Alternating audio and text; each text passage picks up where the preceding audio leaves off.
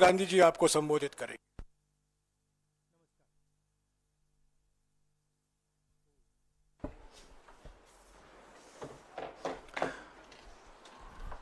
Parliament में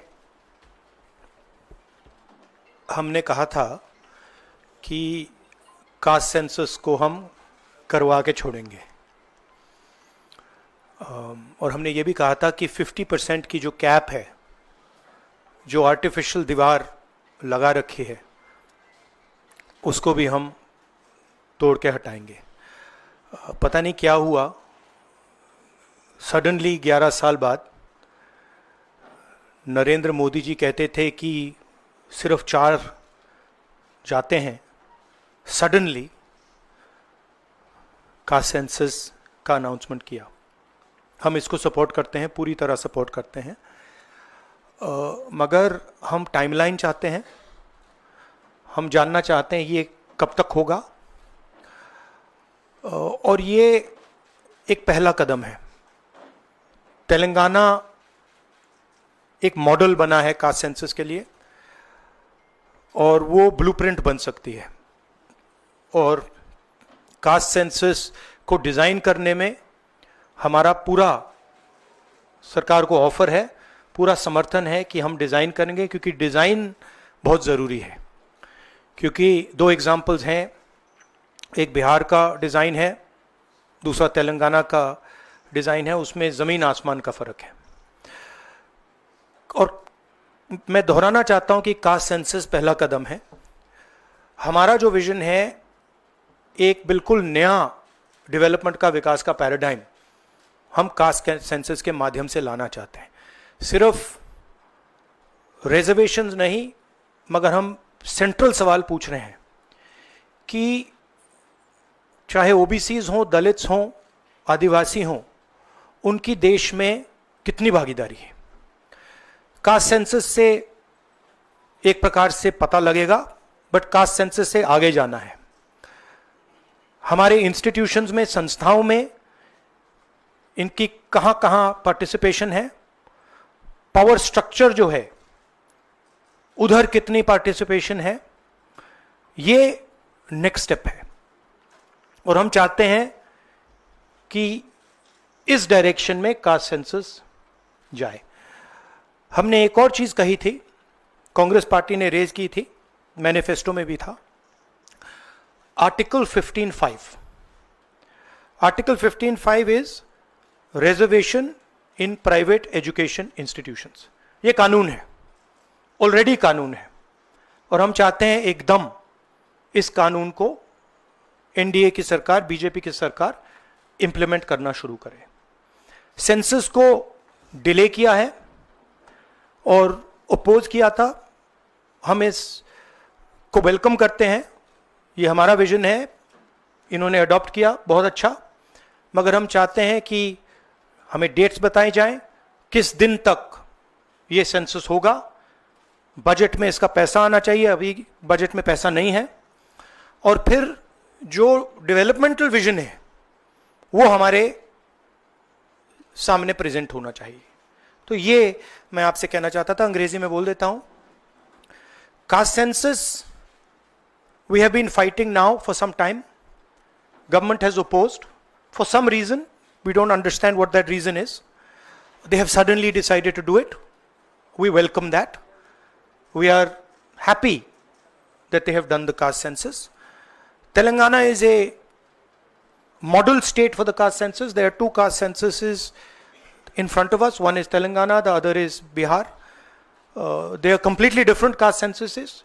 The Telangana caste census, the questions have been developed by a process of consultation, not a closed process, open process, by asking the stakeholders what are the type of questions, and it's been a very detailed, very granular exercise. We would like the national census to follow some of the ideas of the Telangana census, and we are more than happy to help the government develop the national census on similar lines.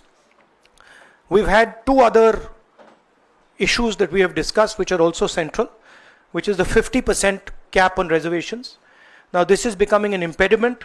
This is becoming an impediment to development, to progress of our country, and to the progress of backward castes, Dalits and Adivasis, and we want this 50% barrier to be eliminated and broken. We have stated that.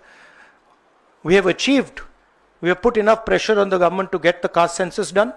We want a date by when it's done. We are going to put pressure on the government to make sure that 50% cap is destroyed. And after that, there is a third thing, which is the Article 15(5), which is reservation in private educational institutions. It is already a law. We want that law to be implemented as soon as possible. So that is broadly the structure. We see the caste census as a new paradigm of development. And we want to go beyond the caste census. We want to understand what is the participation of 90% of our population in the power structure of our country. Where are they participating effectively? And where are they not participating? And we want to give them participation and access to power. So we are absolutely convinced in the Congress Party that the caste census is a first step of a completely new development paradigm in the country, and we are going to push this paradigm through one way or the other. It doesn't matter what the BJP thinks. We have shown that we can pressure the BJP into doing the caste census. We are going to show you that we are going to pressure the BJP into doing 15(5) and also removing the 50% cap. I think every Congress member, every Congress worker, every single person who has fought for the caste census, and there are millions of people, activists from the backward communities, Dalits, Adivasis, I'm very proud of what you have done. This would not be possible without the effort, without the hard work that you have done. It has been a sustained campaign that we have run, and I'm very proud of every single person who has helped us in this campaign. Thank you.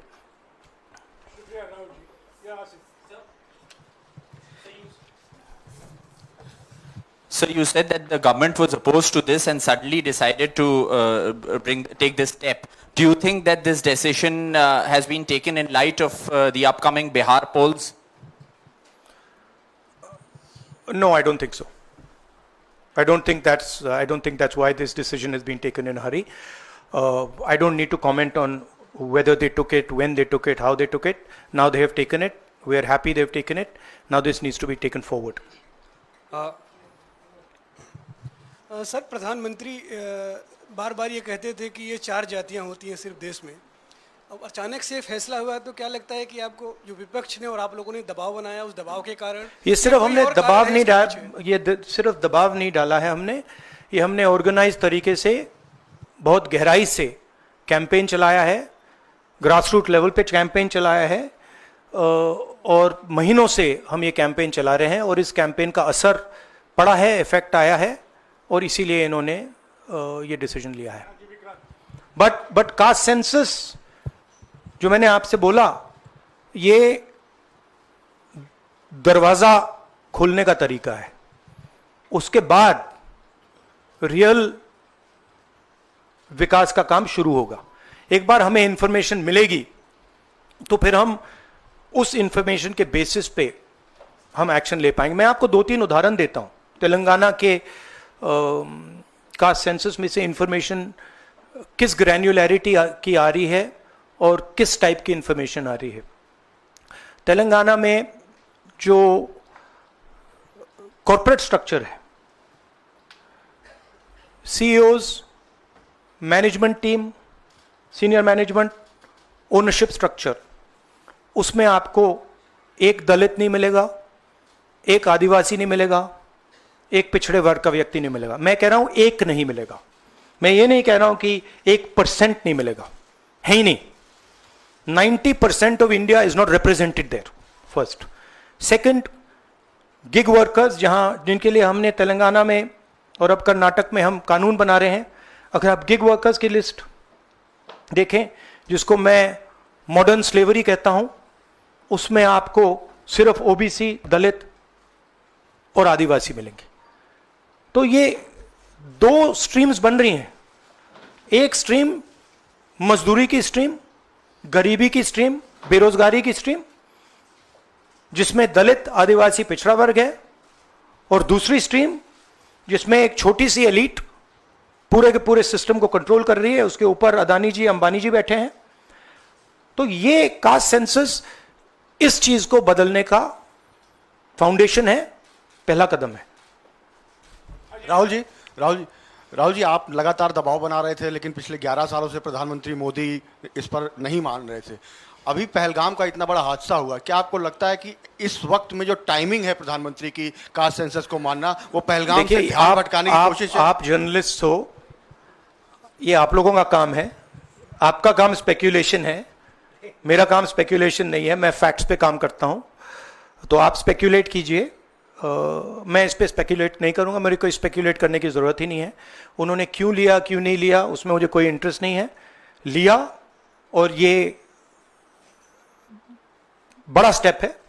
मैं सिर्फ ये समझना चाहता हूं कि ये census कब होगा और ये किस प्रकार से सेंसस होगा, कौन से सवाल इसमें होंगे, क्योंकि आप कह सकते हो कि हमने सेंसस कर दिया और फिर रेलेवेंट सवाल आपने नहीं पूछे तो फिर उसका कोई मतलब ही नहीं है। तो तेलंगाना में हमने बहुत गहराई से पब्लिक में जाकर कंसल्टेशन करके, लाखों लोगों से कंसल्टेशन करके हमने डिजाइन किया है।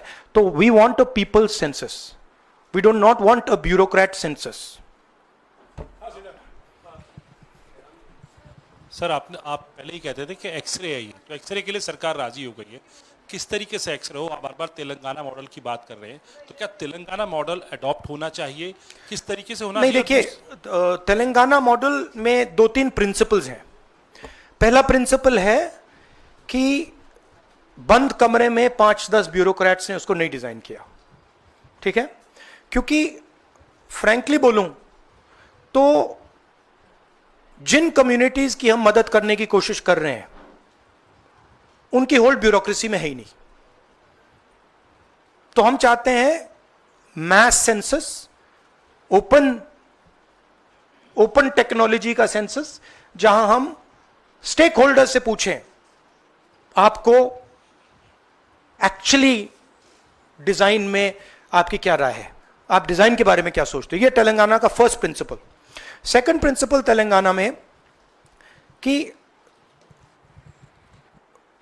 we have set up a expert group who is now going to study all the data and is going to present to the government of Telangana a vision based on caste census. So that is the second step. And third step, as you are already aware, Telangana has demolished that wall of 50%, right? And also the 15(5), article 15(5) जो मैंने mention किया है।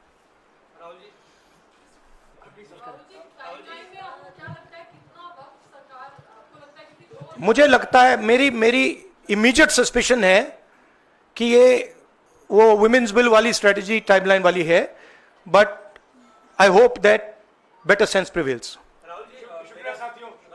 अच्छा, no, I want to से one other thing which is frankly बहुत जरूरी है, और आज ये शायद कास्ट सेंसस से भी ज्यादा जरूरी है। मैं आज कानपुर गया और वहाँ पे जो टेररिज्म के विक्टिम थे उनसे मैंने बात की, परिवार से मैंने बात की। कोल्ड ब्लडेड तरीके से उनके बेटे को मारा गया है, बिना मर्सी के।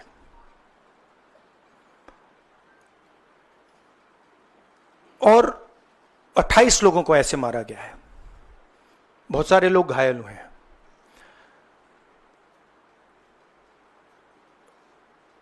मैं इस पे कमेंट नहीं करना चाहता हूं ये कैसे हुआ। मैं सिर्फ ये कहना चाहता हूं कि जिन लोगों ने ये किया है, जो भी हैं, कहां भी हैं, they have to pay for this. And they have to pay for it properly, not in some half-hearted way, ऐसे आलतू फालतू तरीके से नहीं। they have to pay for it properly, कि इनको याद रहे कि हिंदुस्तान के साथ ये नहीं किया जा सकता है। हमने क्लियरली ऑपोजिशन की और सरकार की मीटिंग में क्लियर हमने लाइन दी है, यूनानिमस लाइन, कि जो हुआ है एक्सेप्टेबल नहीं है। और पूरा का पूरा ऑपोजिशन 100% सपोर्ट सरकार को देगा और दे रहा है। नरेंद्र मोदी को एक्शन लेना है, एकदम एक्शन लेना है, और पूरा का पूरा विपक्ष उनके साथ खड़ा है। जिन लोगों ने यह किया है, दे हैव टू पे द प्राइस फॉर दिस। जो परिवार है, उन्होंने आप लोगों को मेरे थ्रू एक मैसेज दिया है। एक्चुअली प्रधानमंत्री जी को उन्होंने मुझे कहा कि आप प्रधानमंत्री जी को यह बताइए, तो मैं 28 जो हमारे शहीद हैं उनके साइड से प्रधानमंत्री को आपके माध्यम से मैसेज दे रहा हूं। प्रधानमंत्री जी, उन्होंने कहा है कि हमारे जो बच्चे हैं वो शहीद हुए हैं, हम चाहते हैं कि आप उनको शहीद का दर्जा दीजिए, रिस्पेक्ट दीजिए। ये मैं कहना चाहता था। आप सबका बहुत बहुत धन्यवाद। Thank you. शुक्रिया राहुल जी, शुक्रिया शुक्रिया शुक्रिया शुक्रिया Rahul ji. We are saying, I am saying that 28 people have been killed in cold blood. Okay? It is pretty clear who is responsible for this. The people who are responsible for this must pay a price. The Prime Minister has to take action. Right? And the action has to be clear and it has to be strong. Without any confusion. The Prime Minister must not dilly-dally, must not waste time, must make it very clear that India is not going to tolerate this type of nonsense. So he needs to act. That's what I'm saying. He can act in whatever time frame he thinks necessary, but he has to act soon. Are you saying that the action शुक्रिया। should be beyond the I think you heard what I said. या शुक्रिया I शुक्रिया said, शुक्रिया। I think you heard what I said. I said, let me speak. I'm not advocating anything. I'm being very clear. The people who have done this need to pay a price. Okay? And the Prime Minister has to act on it now, firmly. He should not dilly-dally. He should not be in a confused state. Thank you. Thank you.